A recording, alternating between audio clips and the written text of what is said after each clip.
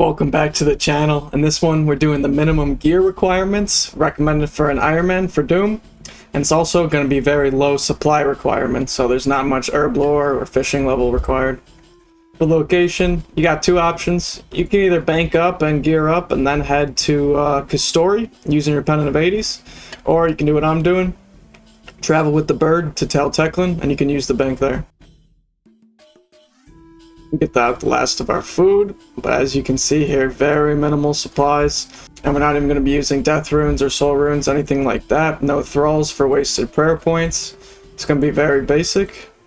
The only thing of cost is this, which any Ironman can get with 500 tormented demons. Honestly, very quick grind.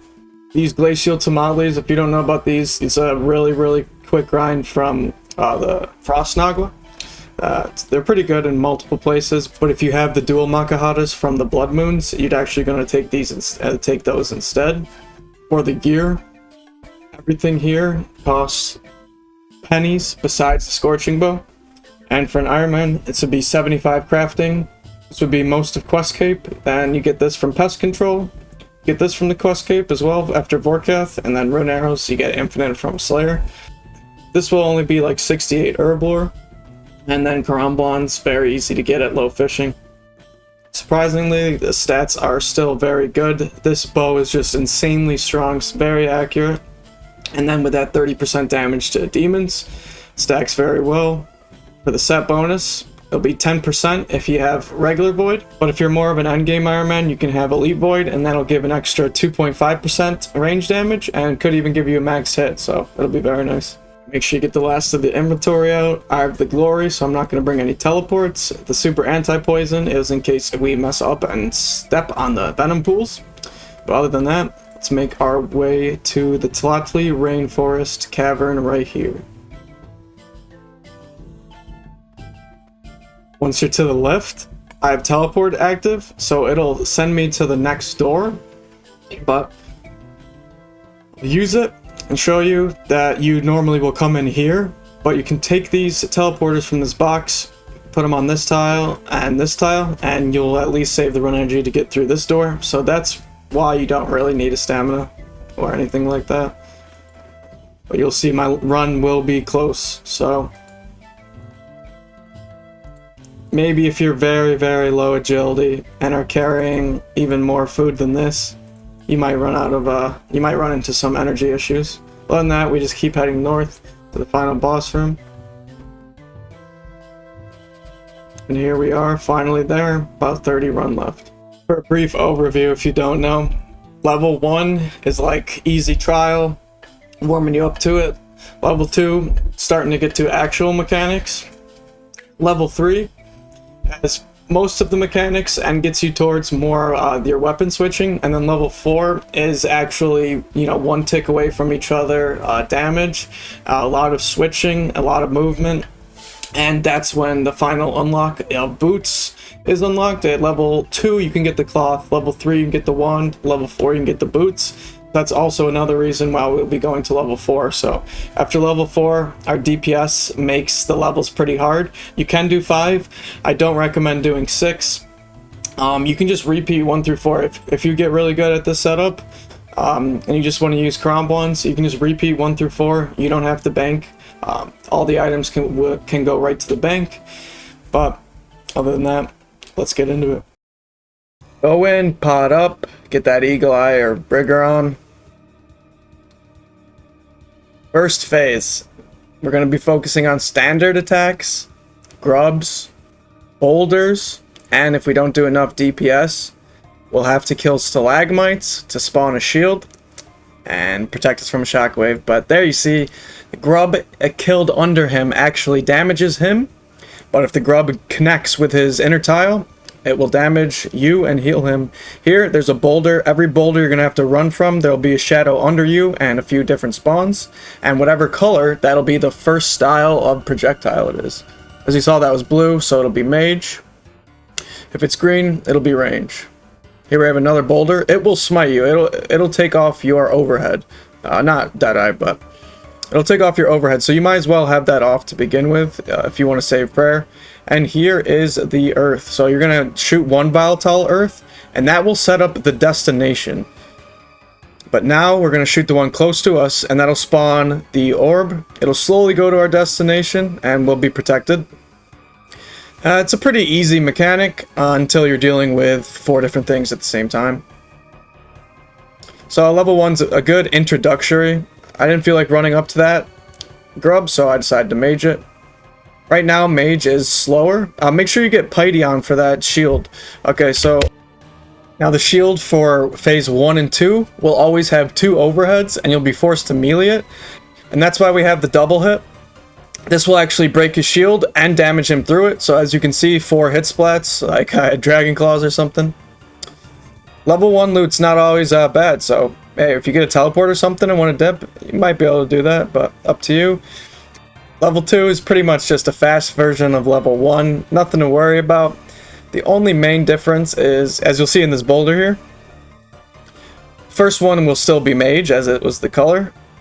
And then the second one, it will be the opposite of the color, so it's range, and you'll always have 2 for level 2. As you can see, I ran over randomly, and I walked onto a shadow. So although I ran from the boulder's hit, I ran into another boulder's hit, so be careful of that. Here's the same thing, boulder, mage, range. Just get ready to do it 1 tick after. You're going to have to for the later waves anyways.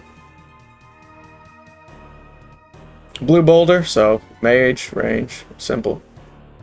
He's sending them out like crazy.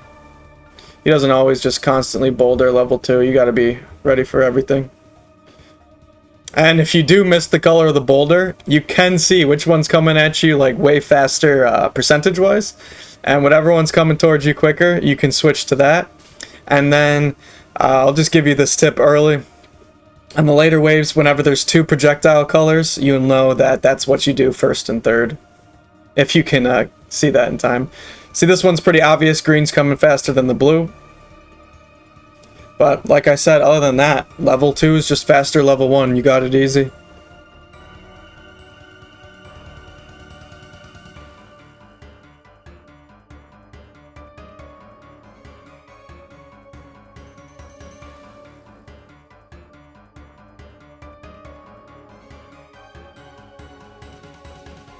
Alright, make sure you take your prayer and eat your food before you go down.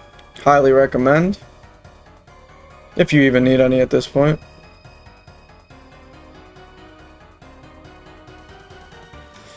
For level 3, things will actually be a little bit fast, and you're going to have to click a lot more.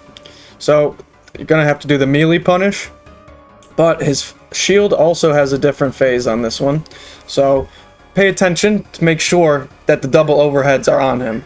Because this shield could affect. And this time, you're going to have to keep knocking him with any weapon, any Demon Bane, and his yellow bar will go down, and you can see that he has 500 shield above his head. Each grub knocks 100, as you've seen, 100 off his health if you hit it underneath, but you're gonna have to keep scoboing him to get that yellow bar progress down to 0. So it's you know, a fine-tuned combination of both. Don't just kill the grubs to damage him, even though your primary damage will be that. If you miss grubs here because you got to get every single prayer right and you're new, whatever it is, just miss some grubs. It's completely fine. They are a lot of extra clicks for minimal extra damage. Getting Piety on here is very beneficial though. You've seen some big hits there from Little Weapon. Rather than just stopping a mechanic of his, you punish him more of. Here, I did switch into the mage to that grub, but I really didn't need to. Would have took like 8 damage from him. If you're just learning, just learn. Always be farther from the ball than you think you should be. And remember, it has NPC pathing, not player pathing. So, go the opposite direction that you think you'd go.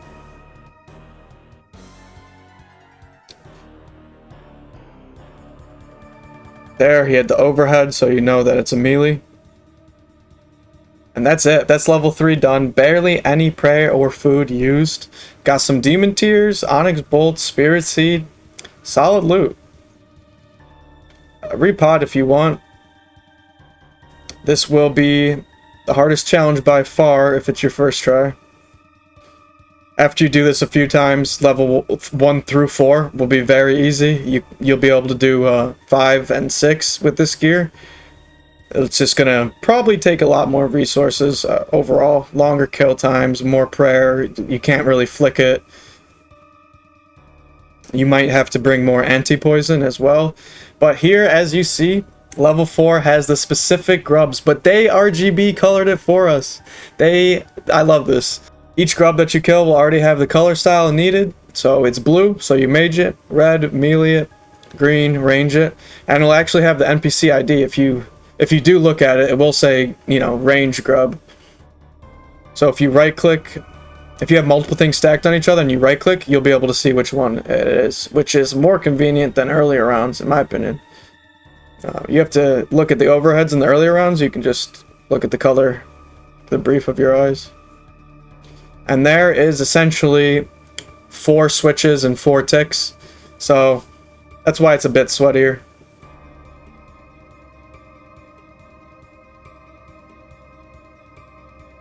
Okay, so for this, I mess up. If you know, you're like, okay, this is too much, I'm gonna mess up.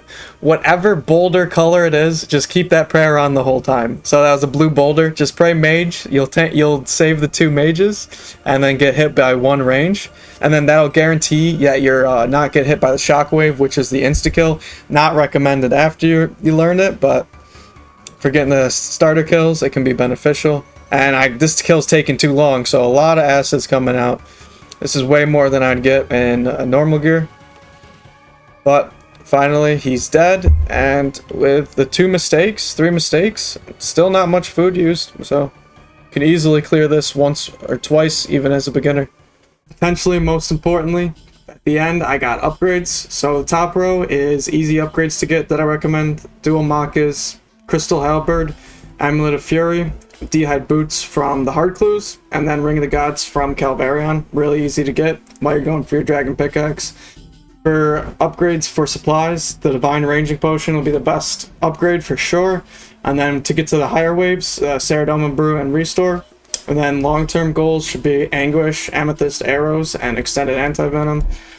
At any level, if you just have extra runes, you can bring Death Charge, Thralls, and then you'll be forced to switch to Superior Demon Bane, which will cost Soul Rune instead, but at least it's not too bad. For watching the guide, hope you have some upgrades to make this a bit easier, but level 1 through 4 should be very manageable. Hope you like and subscribe. Peace.